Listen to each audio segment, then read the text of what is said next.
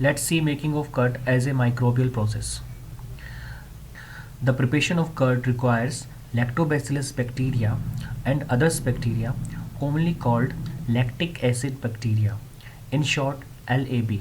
Making of curd is a best example of classical biotechnology as mankind has been practicing it since long. I'm sure many of you already know how to make a curd at home.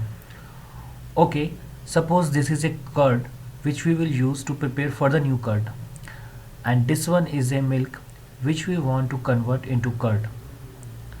How can we convert milk into curd? We need to add a small amount of curd into lukewarm milk as inoculum. Temperature of milk should be optimum. This small amount of curd contains millions of lactic acid bacteria which will help in conversion of milk into curd.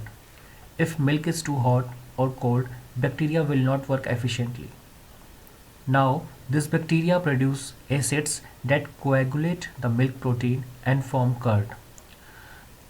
Let's try to understand how all these things happen.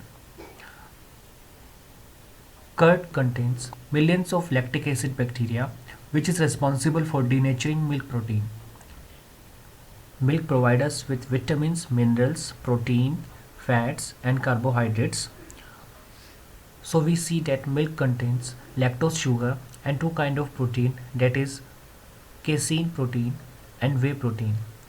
Here we will try to understand the role of lactose sugar and casein protein of milk in making of curd. So what reaction will occur? We will see with the help of enzyme lactase, lactose sugar will break down into galactose and glucose. Then glucose will be break down by glycolysis and produce ATP and pyruvate. Ultimately, pyruvate undergoes fermentation to produce lactic acid. Then because of this lactic acid, pH of milk drop and milk protein molecules attract one another to form curdles. Consequently, casein milk protein get denatured and coagulate to form curd.